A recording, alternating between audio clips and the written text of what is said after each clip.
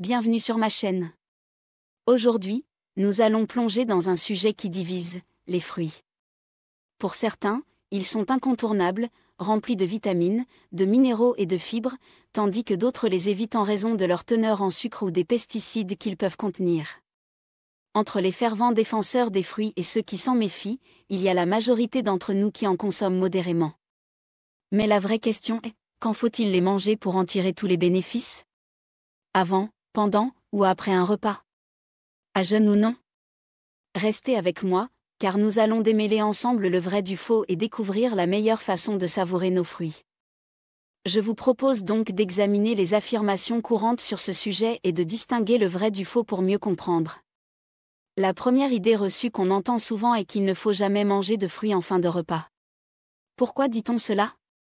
Parce que les fruits perturberaient la digestion et pourraient même commencer à se décomposer, voire à putréfier, pendant que les autres aliments sont digérés. Mais est-ce vrai ? Pour le savoir, penchons-nous sur ce que dit la science à propos de la digestion. Notre corps digère les aliments à des vitesses différentes, ce qui est vrai. Cela dépend de plusieurs facteurs, notamment la composition nutritionnelle des aliments, le bon fonctionnement de l'estomac et du système digestif en général. Certains aliments, comme ceux riches en matières grasses ou en protéines, prennent plus de temps à être décomposés et absorbés que ceux qui ne contiennent que des sucres simples. C'est également pour cette raison que les aliments cuits sont généralement digérés plus rapidement que les aliments crus, car la cuisson aide à décomposer les structures cellulaires et facilite ainsi leur digestion. En examinant la composition des fruits, on constate qu'ils sont riches en glucides simples et en eau, ce qui les rend généralement plus faciles et rapides à digérer que des aliments plus riches en protéines ou en graisses. Cependant, cela ne signifie pas nécessairement que manger des fruits après un repas perturbera votre digestion. On pourrait croire que, comme le fruit est mangé en dernier, il reste bloqué en haut de l'estomac et commence à se décomposer et à fermenter en attendant. En réalité, ce n'est pas le cas. D'abord, l'estomac est un organe qui brasse les aliments, les mélangeant naturellement. Ensuite, pour qu'il y ait fermentation, il faut que des bactéries se développent, ce qui est impossible si votre estomac est en bonne santé. En effet, l'estomac est une poche extensible qui reçoit les aliments mâchés et avalés, et cette poche produit quotidiennement de l'acide chlorhydrique très concentré. Cet acide maintient un milieu acide qui empêche le développement des bactéries, créant ainsi une sorte de sas naturel de désinfection des aliments. Cet acide permet également d'activer des enzymes digestives qui décomposent, par exemple, les protéines en particules plus petites. Ainsi, il est impossible d'avoir une décomposition ou une fermentation des fruits dans l'estomac. Alors, pourquoi certaines personnes ont-elles du mal à digérer les fruits en fin de repas ? Parfois, on a l'impression que les fruits sont difficiles à digérer, mais en réalité, c'est le début du repas ou l'ensemble de celui-ci qui pose problème. Un repas trop gras, trop riche en protéines, en glucides, ou les trois à la fois, peut causer des difficultés digestives, et le fruit pris à la fin n'est alors que la goutte d'eau qui fait déborder le vase. Il arrive également que des remontées acides surviennent, ce qu'on appelle le reflux gastro-œsophagien, RGO, dû à un dysfonctionnement du cardia, un clapet situé à la jonction entre l'œsophage et l'estomac. Ce clapet est un sphincter, un muscle en forme d'anneau, qui s'ouvre et permet la remontée des liquides présents dans l'estomac vers l'œsophage. Or, ce liquide est très acide, ce qui provoque une sensation de brûlure au niveau de l'œsophage. Certains aliments peuvent déclencher des remontées acides, mais les fruits ne sont pas nécessairement la cause. En fait, c'est souvent le contraire. Grâce à leurs fibres, ils peuvent contribuer à éviter ces remontées acides. On lit parfois que les fruits augmentent l'acidité de l'estomac, mais là encore, il n'y a aucun fondement scientifique. En revanche, de nombreuses autres causes peuvent expliquer les remontées acides, le surpoids, la grossesse, le tabagisme, certains médicaments, et surtout le stress. Ce sphincter est relié au nerf vague et est donc particulièrement sensible au stress. Si vous êtes sujet à ce problème, il est vivement conseillé de consulter un médecin afin d'identifier la cause, d'éliminer toute pathologie sous-jacente et de travailler ensuite sur le système parasympathique, ce qui peut être très efficace. Il est également possible que vous soyez sensible au FODMAPS, des molécules de sucre présentes en grande quantité dans certains fruits. FODMAP est un acronyme désignant des glucides fermentescibles, qui sont digérés dans le gros intestin. Chez certaines personnes, la flore intestinale du côlon réagit très mal à ces sucres, entraînant des fermentations excessives, des gaz, des ballonnements et des douleurs intestinales. Les pommes, poires, mangues, cerises, pêches et prunes sont, par exemple, très riches en FODMAPS, en particulier en fructose et en polyol. Cependant, tous les fruits ne sont pas riches en FODMAPS. Certains fruits comme les oranges, les bananes, les fraises et les raisins sont généralement mieux tolérés par les personnes sensibles au FODMAPS.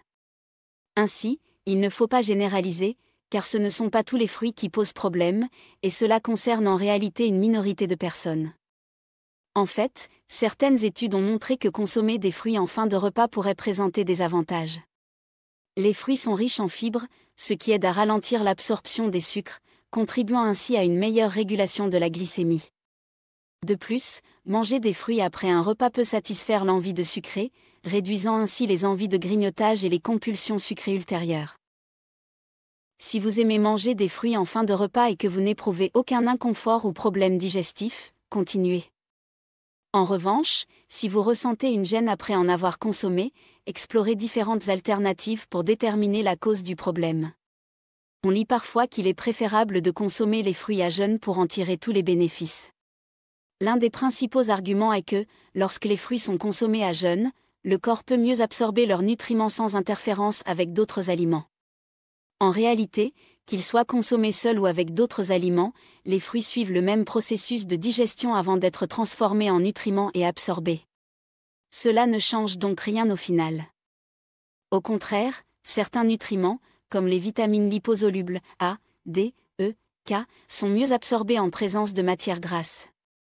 Il en va de même pour l'absorption de certains antioxydants présents dans les fruits, qui peut être améliorée lorsqu'ils sont consommés avec d'autres aliments. Manger des fruits à jeûne ou seul, avec un écart de 3 heures entre les repas, n'est pas forcément une bonne option, car cela peut entraîner une élévation rapide de la glycémie, surtout si vous êtes sensible ou avez des problèmes de régulation du taux de sucre.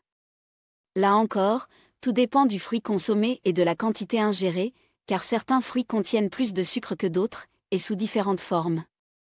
Le degré de maturité est également un facteur à prendre en compte, car il influence la teneur en sucre du fruit. Plus un fruit mûrit, plus l'amidon qu'il contient est transformé en sucre simple, comme le glucose ou le fructose. En résumé, les fruits rouges, les fruits les plus acides, et ceux qui ont un goût moins sucré sont généralement moins riches en sucre.